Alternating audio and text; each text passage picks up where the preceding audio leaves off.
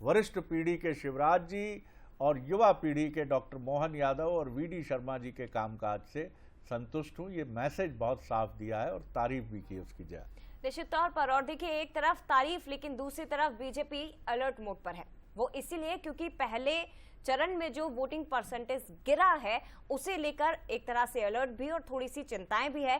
केंद्रीय नेतृत्व के निर्देश के बाद अब बूथ की मॉनिटरिंग और ज्यादा बेहतर तरीके से होगी। पहले चरण में वोट प्रतिशत गिरने के बाद बड़े नेताओं को जिम्मेदारी भी दे दी गई है।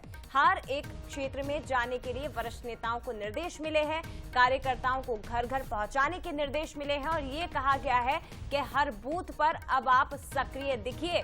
दिख तो रहे हैं लेकिन और ज्यादा एक्टिव दिखना है। अगले 3 चरण के चुनाव में 65% वोट शेयर के निर्देश स्पष्ट रूप से दे दिए गए हैं, क्योंकि पहले चरण में मध्य प्रदेश की जिन सीटों पर वोट पड़े वोटिंग परसेंटेज कम था, दोनों दलों की चिंताएं बढ़ गई, लेकिन खासतौर पर बीजेपी की। अब दूसरे चरण में ऐसा ना हो इसलिए कार्यकर्ताओं को और एक्टिव होने को कह दिया गया है।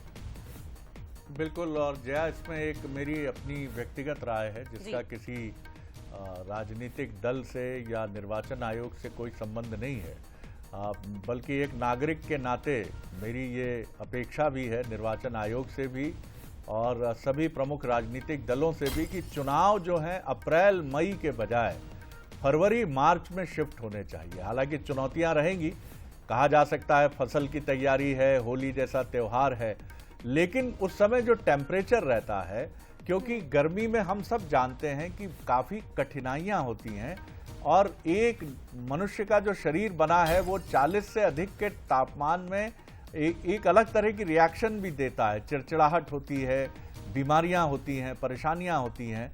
तो ये इस पर विचार होना चाहिए क्योंकि बहुत बड़ा देश है और बहुत इस समय गर्मी का बड़ा प्रकोप भी रहता है। खैर, मनोज सैनी हमारे साथी एक बार फिर पहले बाइट सुनाते हैं वीडी शर्मा जी की, फिर हम चलेंगे मनोज की तरफ।